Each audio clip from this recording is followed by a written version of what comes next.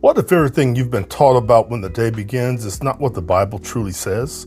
Let's uncover the fascinating truth about the biblical day and why it matters. The question of when the day begins has puzzled theologians, historians, and cultures for centuries. Is it at sunset, midnight, or sunrise? Today, we explore profound insights from the Bible, the Book of Jubilees, and 1st Enoch to reveal the biblical truth about the beginning of a day. This knowledge shapes how we view time, worship, and understand Yahuah's divine order. What if everything you've been taught about when the day begins isn't what the Bible actually says? Several scriptures clarify when a biblical day begins, notably Genesis 1:1-5, Psalms 113:3, Judges 19:9, and Nehemiah 4:21. Let's examine these passages to understand their implications. Genesis chapter 1, verses 1-5 introduces dividing time into periods of light and darkness. By naming the light day and the darkness night, Yahuah establishes a cycle that begins with light. The phrase evening and morning signifies a complete day, suggesting a progression from light to darkness and back to light. This sequence implies the day commences with the onset of light, aligning with the idea that a day begins at sunrise. Let's explore further by reading these verses. In verse 1, it says, "In the beginning, Elohim created the heavens and the earth." So Elohim's first creation was the heavens and the earth. Verse 2 says, "And the earth came to be formless and empty, and darkness was on the face of the deep. And the Ruach, or the Spirit of Elohim, was moving on the face of the waters. And Elohim said, 'Let light come to be.' And light came to be." So this is Elohim's second creation. Verse 4, "And Elohim saw the light, that it was good. And Elohim separated the light from the darkness." So this is Elohim's third creation, where he separated the light from the darkness. Verse 5, "And Elohim called the light day, and the darkness he called night. And there came to be evening, and there came to be morning, one day." This is a full 24-hour period. And also notice that he had not created the sun, the stars, the moon, none of that. Those three heavenly bodies had not been created yet. So there was no sun, there was no moon, there was no stars. Yet there was light and there was darkness. Here, Yahuah established 4 parts of the day: daylight, night, evening or dusk, and morning or dawn. So a 24-hour day consists of daylight, night, evening, and morning. So let's look at this in chronological order. So number 1, and Elohim called the light day, and darkness he called night. So that's number 1. Number 2, and there came to be evening. So this is the transition from day to night, evening, transitioning less light to darkness. Number 3, and there came to be morning. So it was night, now it's transitioning to light. So darkness transitioning to light is morning. And that constituted one day. So can we say the day starts at sunset? Or is there more to uncover? Because for some cultures, some religions, the day starts at sunset. And with man-made time, the day starts at midnight. But here in the beginning of time, this 24-hour day consists of light, which is day, darkness, which is night, evening, or what we call dusk, that transition between light to darkness, and then the transition of darkness to light we call morning or dawn. And then it starts all over again, but it begins with light. And we'll see as we look at these scriptures, and it will give us clear evidence of when the day begins. So in Psalms 113:3, it proclaims, "From the rising of the sun to its going down, the name of Yahuah is praised." This verse emphasizes the entire span of daylight as a time for worship, from sunrise to sunset. It underscores the significance of the sun's movement in establishing a day, reinforcing that a day is measured from sunrise. In Judges 19:9, we read, "And the man arose to go, he and his concubine and his servant. But his father-in-law, the young woman's father, said to him, 'See, the day is now drawing toward evening. Please spend the night. See, The day is drawing toward an end. Stay here and let your heart be glad. And you shall rise early tomorrow for your journey, and you shall go to your tent. Here, the narrative describes the day as advancing toward evening, indicating that the day began earlier, likely at sunrise. The progression from morning to evening suggests a daytime that starts with the rising sun. Nehemiah 4:21 recounts, "So we labored in the work, and half of them held the spears from the break of day until the stars appeared." This passage details the laborers working from morning until nightfall, defining the workday from sunrise, the break of day, to evening until the stars appeared. This delineation aligns with the understanding that a day's active period begins with sunrise. These scriptures support the interpretation that, according to biblical accounts, a day begins with the break of day or with sunrise. Other passages and traditional interpretations further confirm this understanding, which views sunrise as the commencement of a new day. You see, the sequence of evening and morning has often been misinterpreted. When you closely examine the text, it's clear that light, symbolized by sunrise, marks the true beginning of the day. Listen, let's be realistic. We're not suggesting you change your daily routine or how you schedule your time, particularly as it relates to your commitments like your workday, family commitments, business appointments, etc. However, understanding the biblical rhythm of days is crucial to gauging the appointed times assigned by Yahuah. Yes, Yahuah has rhythm. He has divine rhythm. You may be wondering, what are appointed times and why do they matter to us today? Appointed times refer to specific days set apart by Yahuah for worship, reflection, and celebration. These include Sabbaths and feast days aligned with the rhythm of creation. Understanding appointed times helps us align with divine order. Leviticus 23 outlines these times, such as the Sabbath and the Feast of Tabernacles, showing their connection to creation and renewal. Recognizing when a day begins at sunrise is essential to observing these appointed times accurately. Let's read exactly what is said about these appointed times, the feast days. Instead of reading all of Leviticus 23, we'll summarize, but you can read it for yourself. But we'll be talking about appointed times and their start times. So when it says on a particular day for a given feast, that feast begins at sunrise. However, when the feast does not begin at sunrise, the scripture will distinctly say that it begins in the evening. And as we've already discussed, evening is that transition between light to darkness. And so as we understand a biblical 24 hours, the evening is essentially midday. And for simplicity's sake, let's just say the morning begins at 6 a.m. and the evening begins at 6 p.m.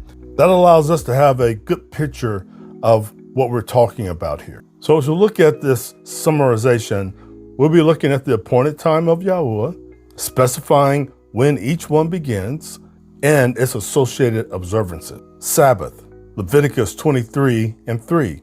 It begins on the seventh day of the week. Again, as mentioned earlier, when it doesn't say the evening specifically, that means it starts at sunrise. And it's a day of rest, a set-apart gathering observed throughout all dwellings.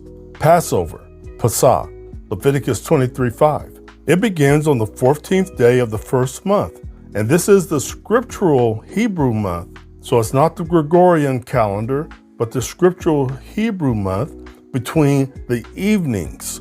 This allows us to understand that it starts in the evening, the transition time between light to darkness.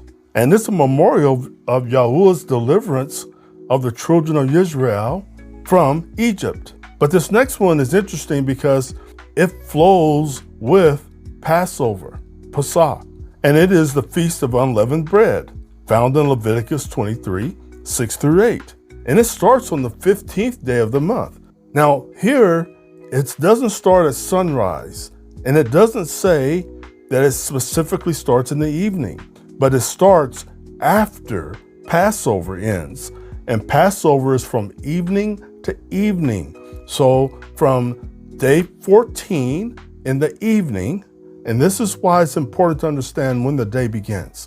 So from day 14 in the evening to day 15 in the evening, consisting of a 24-hour period.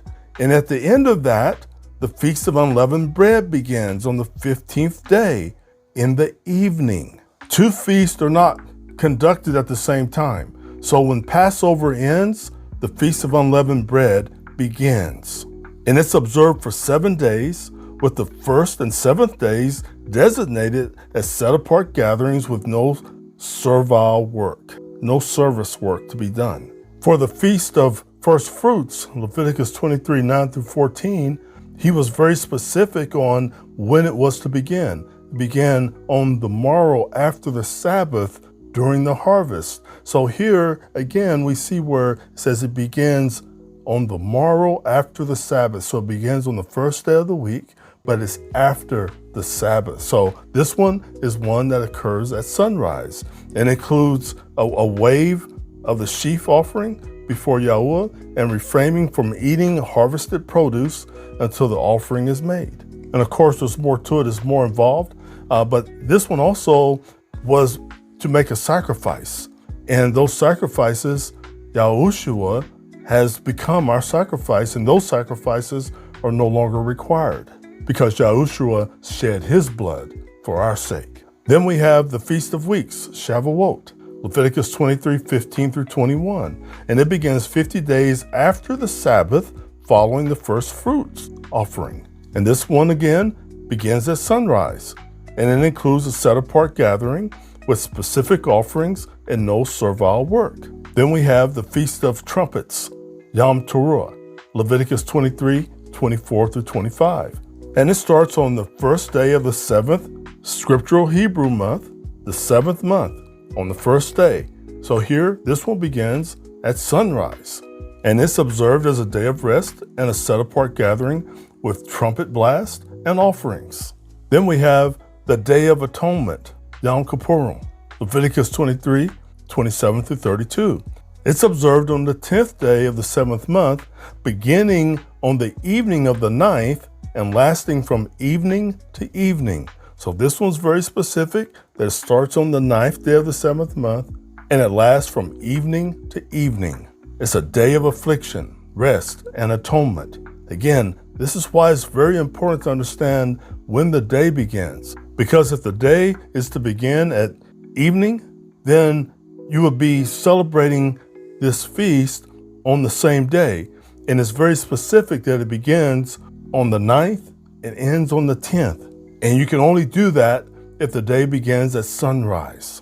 So it can be from evening to evening. And this Day of Atonement is a day of affliction, rest, and atonement. Then we have the Feast of Tabernacles, or Sukkot, Leviticus 23, 34 through 43.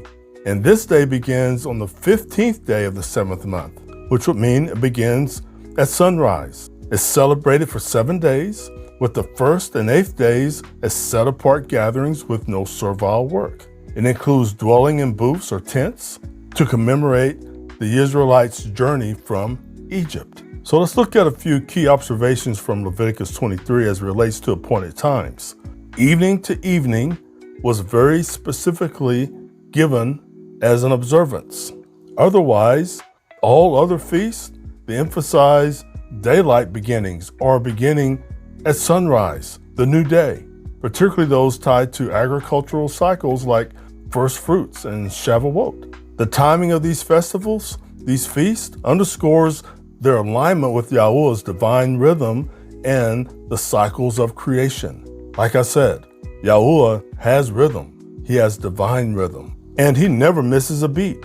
So what we see here is that this structure of appointed times, it ensures that each appointed time aligns with both physical and spiritual markers of time. The biblical start of the day. Both the Book of Jubilees and 1st Enoch provide additional clarity, emphasizing the importance of the sun's movement. Jubilees advocates for a 364-day solar calendar while First Enoch details the sun's rising and setting through specific gates, marking the passage of days and seasons. Those statements greatly contradict what we're taught in school and what science would have us believe. There is so much that can be said about what we read in Jubilees and First Enoch. No wonder those books were hidden and excluded from the Bible. There are questions these books cause us to ask that they actually answer. Those questions would include the firmament, planets, space travel, whether the earth spins or not, and more. But those are for a different video. We'll uncover the significance of when the day begins. Heads up, it's not midnight or sundown. As we've already read, it's sunrise. But let's be clear, this understanding isn't just about astronomy. It's really not about astronomy at all. It's about aligning ourselves with Yahuah's divine design. The appointed times are deeply connected to this rhythm, symbolizing renewal, light, and order. Let's read Jubilees 6, 29 through 38. Verse 29, and they placed them on the heavenly tables. Each had 13 weeks, so this represents each quarter of the year, and each quarter has 91 days. From one to the other passed their memorial, from the first to the second, from the second to the third, and from the third to the fourth. So here represents 4 quarters in a year, essentially the seasons, 4 seasons.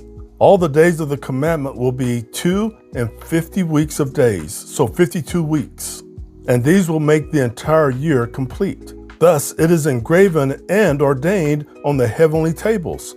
There is a heavenly record keeping track of these appointed times. And there is no neglecting this commandment for a single year or from year to year. It's set no matter what we acknowledge or believe. Yahuah keeps track. And command thou the children of Israel that they observe the years according to this reckoning, 364 days, and these will constitute a complete year. The perfection of Yahuah's calendar doesn't require adjustments like leap years, and they will not disturb its time from its days and from its feast. So these are established feasts, and they are important to Yahuah. Although we didn't read it, those established feasts are covered earlier in this chapter. For everything will fall out in them according to their testimony, and they will not leave out any day nor disturb any feast. But if they do neglect and do not observe them according to his commandments, then they will disturb the seasons, and the years will be dislodged from this order.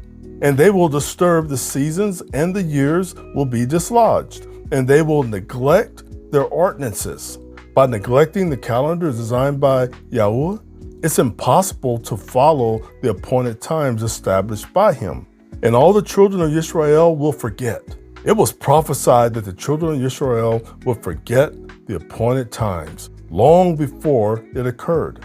These days are being restored today, but we're still learning what they are and how to observe them. And will not find the path of the years, and will forget the new moons and seasons and Sabbaths, and they will go wrong as to all the order of the years. We believe new moons is probably incorrect here.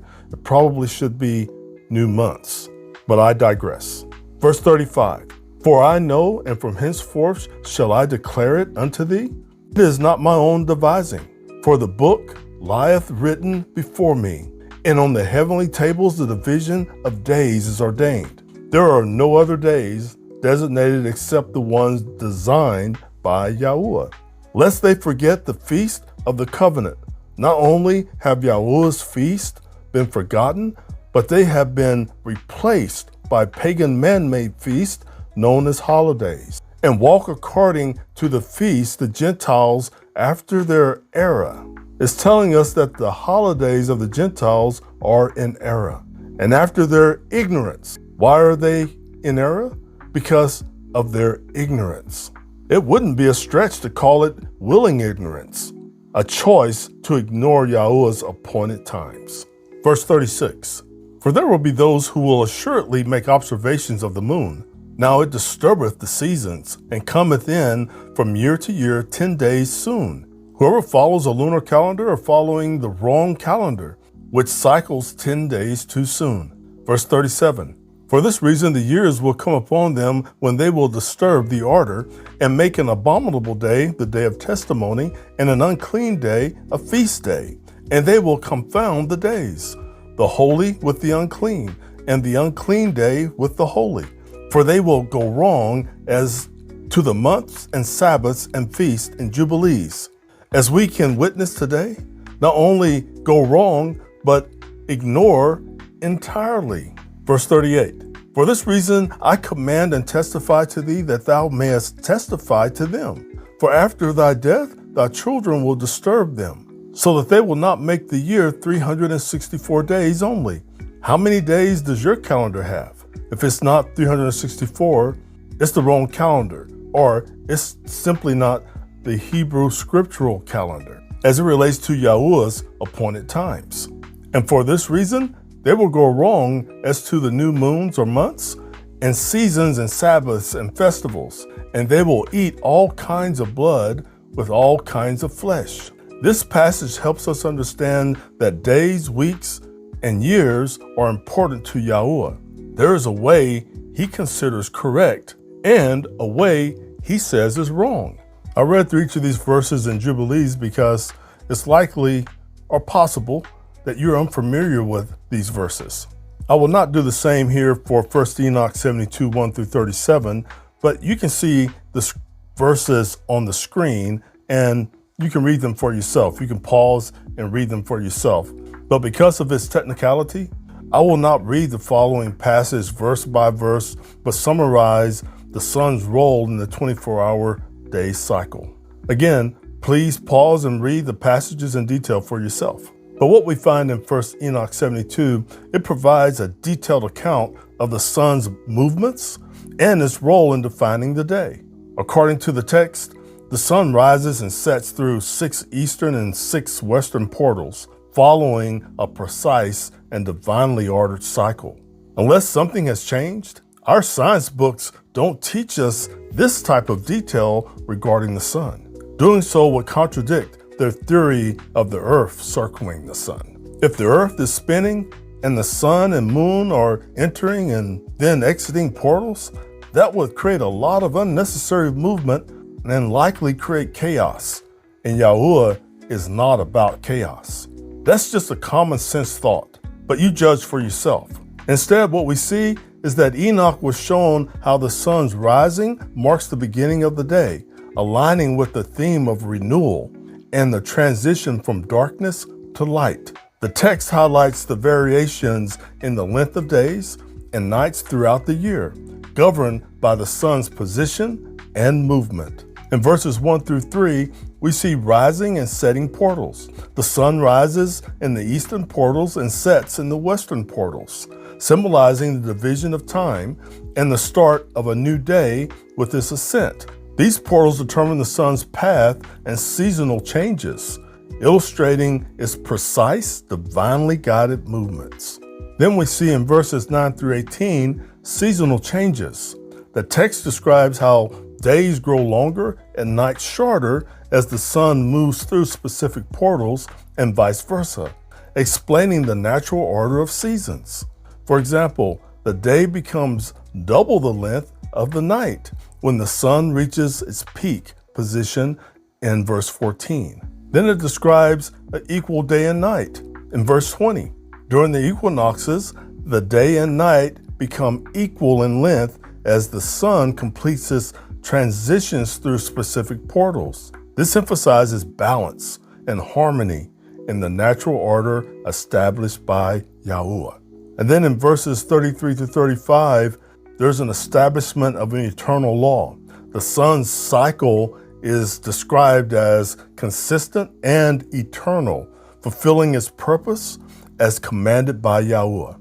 This passage underscores that this divine order is unchanging and critical to maintaining the rhythm of creation. And I am intentionally using this term rhythm. Yahuah has rhythm. It's a consistent rhythm. It doesn't change. He doesn't change. It hasn't changed. It being the sun and its paths haven't changed. Verses 36 and 37, they give us a symbolic representation of the importance of the sun. So the sun, referred to as the great luminary, represents divine order and illumination.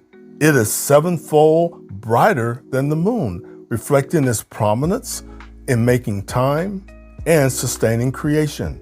The interesting thing here that Enoch was shown is that the sun and the moon are of equal size. One is brighter than the other, sevenfold brighter. The sun is sevenfold brighter than the moon, 7 times brighter than the moon. However, they are the same size. That's not what we're taught in school.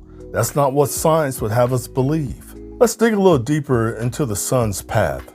According to Enoch, the sun takes 18 hours to travel across the sky from the east gate to the west gate. But that's not the whole picture. This doesn't include the time it takes for the sun to return from the west gate to the east gate, which adds an additional 6 hours, 3 hours for the sun and 3 hours for the moon. Together, that makes a full 24-hour day. Enoch's explanation shows that these extra hours are part of the sun's total journey. But some people miss this detail and think this is only describing an 18-hour day. That's not correct. Enoch describes a complete 24-hour cycle, which includes the sun's hidden travel time back to its starting point. He also talks about how the chariot of wind drives the sun, especially at the end of certain months when the sun changes its course. The focus here is on the general movement of the sun, not accounting for different time zones or places on Earth, such as different hemispheres. This ancient scriptural text underscores the idea that the day begins with sunrise. That's in verses 6 through 8, aligning with the natural and divine rhythms established by the Creator, Yahuah. The sun's precise movements determine the passage of time and symbolize divine order and renewal in creation. Think about it. The consistency of time hasn't changed since Yahuah designed it. Hallelujah. Our Heavenly Father is so precise and consistent. Throughout history, communities have recognized sunrise as the start of a new day, reflecting biblical pattern of light overcoming darkness. This aligns with Yahuah's intention for us to live in harmony with creation. The Crucifixion and Resurrection narratives. The Gospels provide accounts of the events surrounding Yahushua's crucifixion and resurrection, with specific references to the timing of these events. Let's look at a few excerpts. Yahuah 28:1. But late in the Sabbath, as it was dawning into day 1 of the week, Miriam from Magdala and the other Miriam came to see the tomb.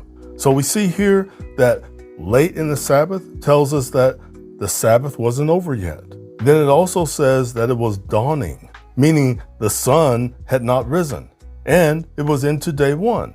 It lets us know that it was the end of Sabbath and ready to start a new day. Then in Mark 16:2, we see where Yahushua's followers go to the tomb after his crucifixion and burial. It was the next day, and he wasn't there. Let's start with verse 1. And when the Sabbath was past, Miriam from Magdala and Miriam, the mother of Jacob and Shalomah, brought spices to go and anoint him. And very early on day 1 of the week, they came to the tomb when the sun had risen. So what do we see here?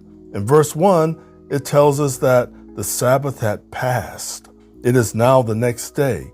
It is the first day of the week. Then in verse 2, it tells us very specifically that the sun had risen. So we know for sure that it was a new day because the sun had risen. Then in Luke 24:1, but on day 1 of the week, at early dawn, they came to the tomb, bringing the spices which they had prepared. So again, it tells us that it was day 1 of the week. It was a new day had begun. It was early dawn, so the sun had risen. That's when they brought their preparations to the tomb. So we see here the phrase dawning toward the first day of the week.